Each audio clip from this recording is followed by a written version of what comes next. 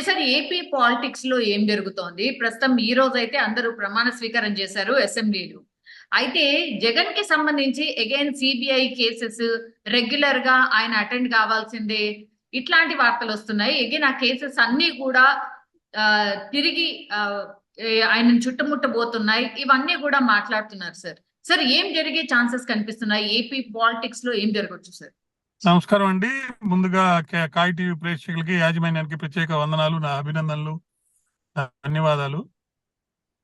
చాలా ముఖ్యమైన విషయం ఇది. రాజకీయంగా ముఖ్యంగా తెలుగు వాళ్ళల్లో జగన్ గారు అధికారం పోయిన తర్వాత ఎలా రాజకీయంగా వ్యవహరిస్తారు, సోషల్ గా వ్యవహరిస్తారు అనేది చాలా ముఖ్యమైన విషయం. ఒకటి, అసెంబ్లీలోకి వెళ్తారా లేదా, వెళ్తే ప్రమాణ స్వీకారం చేస్తారా లేదా. మొన్న ఆయన అన్న మాటలు బట్టి మనం 11 ఉన్నాం కాబట్టి మనం ఎక్కువ ఏమి అక్కడ ఉండదు మనకు సీన్ అన్నట్టుగా చెప్పాడు. కాబట్టి దాని మీద అసెంబ్లీలో ఏం జరగబోతుంది అనే ఒక ప్రశ్న చూసినప్పుడు నేచురల్ గానే వీళ్ళ రోల్ తక్కువ ఉంటుంది అక్కడ.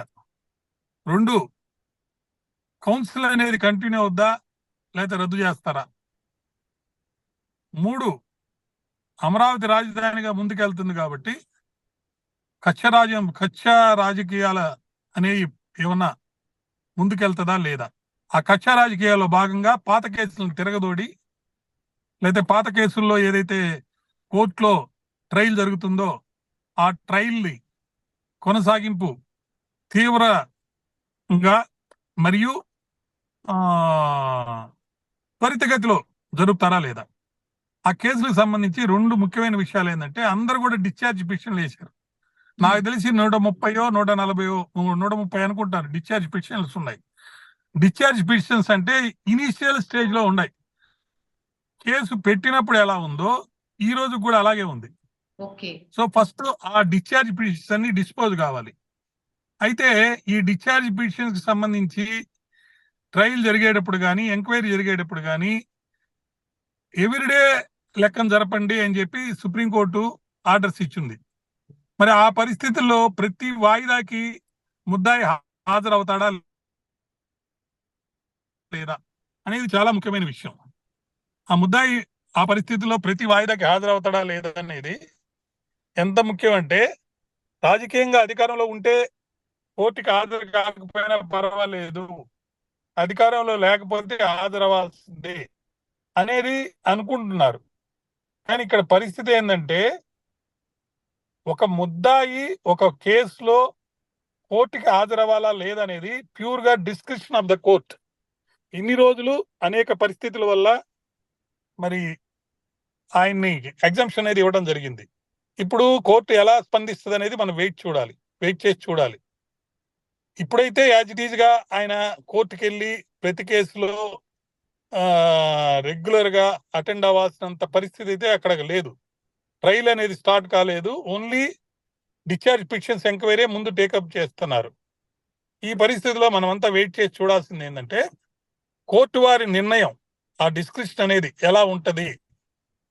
తర్వాత ఈ కోర్టులో సంబంధించి తీర్పులు వీటన్నికి సంబంధించి ఉంటే, ఇప్పుడు జయలలిత గారు ఆమె పదవిలో ఉండి తప్పులు చేశారనేది ఒక అలిగేషన్. అదే శశికళ పదవిలో లేకపోయినా కానీ ఆమెకు శిక్ష పడింది. ఇప్పుడు శశికళ స్టేజ్ లో గనక జగన్ గారిని కనుక అనుకుంటే ఆ దీని ఎవిడెన్స్ అవన్నీ ఎట్లా వస్తుంది అనేది ఆ కేసుతో కంపేర్ చేసుకొని చూసుకుంటున్నారు. కాబట్టి ప్రజలంతా వేచి ఉన్నట్టే కోర్టు యొక్క డిస్కషన్ ఈ పర్టికులర్ కేసులో రెగ్యులర్ గా కోర్టు అటెండ్ అవ్వాలి అనే ఇప్పుడు ఆర్డర్ చేయకపోవచ్చు. కానీ చంద్రబాబు నాయుడు గారు జైలుకి వెళ్ళి రావటం, గతంలో లాగా నేను ఈజీగా తీసుకోను, సీరియస్ గా అటు అభివృద్ధి సంక్షేమంతో పాటు ప్రత్యర్థులను కూడా వాళ్ళు చేసిన తప్పులే అయితే ఉంటాయో, వాళ్ళు చేసిన నేరాలు ఏదైతే ఉంటాయో వాళ్ళు చట్టపరంగా శిక్షింపబడాల్సిందే అని చెప్పి గట్టి పట్టుతో ఉన్నారు. కాబట్టి ప్రజలంతా వేచి చూస్తున్నారు. కాబట్టి వీళ్ళేమైనా అక్కడ ఆ పర్టికులర్ కేసెస్ లో స్పీడ్ గా జరిగే విధంగా, ఎందుకంటే రఘురామకృష్ణరాజు ఆయన జగన్ పార్టీ ప్రభుత్వంలో ఉన్నప్పుడు కూడా కేసులు వేశాడు. తొందరగా ఈయన బెయిల్ క్యాన్సిల్ చేయమని అడిగారు. ఈయన అటెండ్ అవ్వాల్సిందే అని చెప్పి కూడా ఆయన క్వశ్చన్ చేస్తూ చేశారు.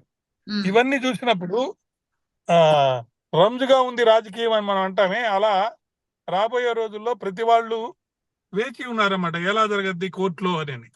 చూడాలి మరి.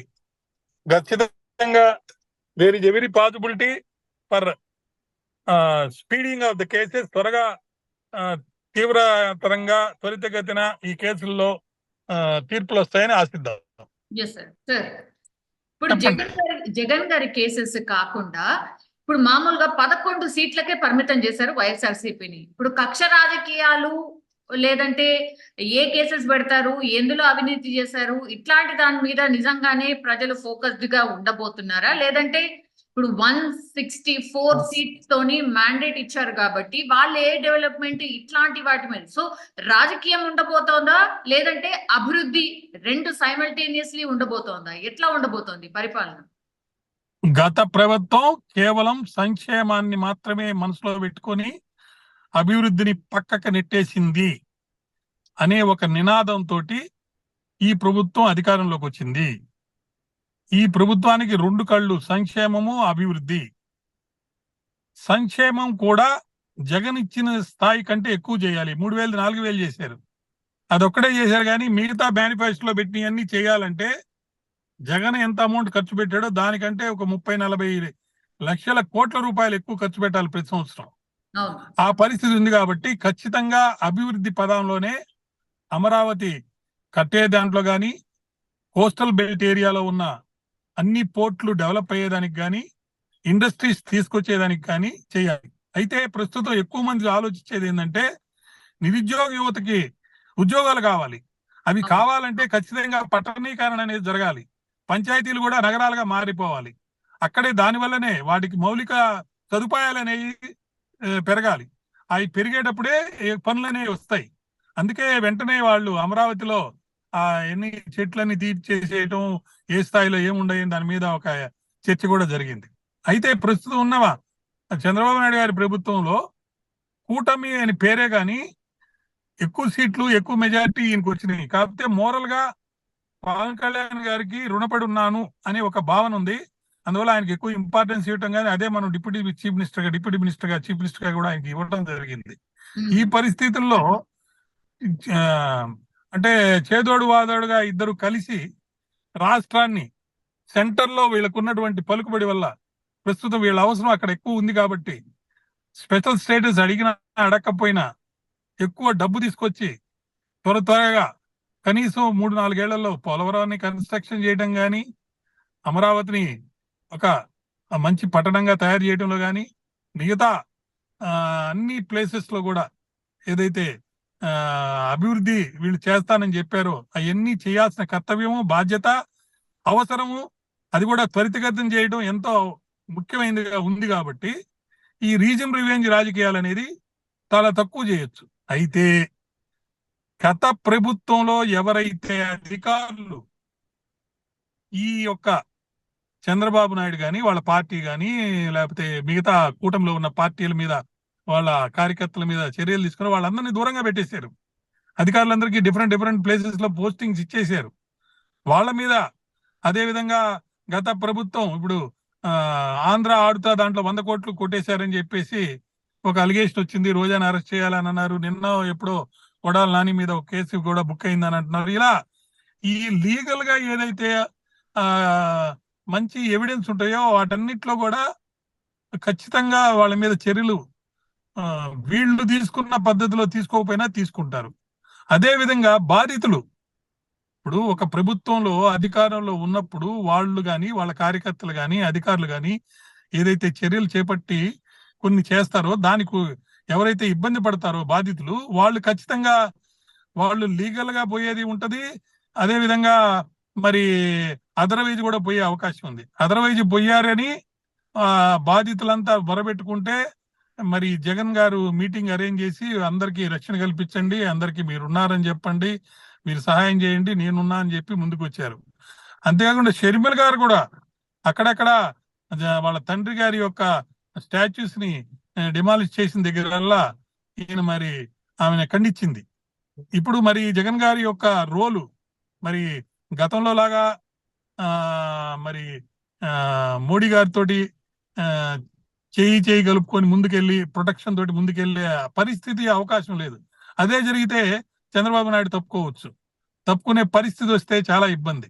కానీ ఇక్కడ చాలా ముఖ్యమైనది, చాలా మంది నన్ను అడుగుతున్నారు, మీరు కూడా చూసుంటారు, ఎవరెవరు ఏ ఏ పార్టీలు దేశభరితంగా దేశం అంతా చూస్తే బీజేపీ పార్టీ తోటి అంటగాలేరు, ఆ పార్టీలన్నీ నాశనం అయిపోయినాయి. కావాలంటే దానికి సంబంధించిన డీటెయిల్స్ అన్ని నా దగ్గర ఉన్నాయి.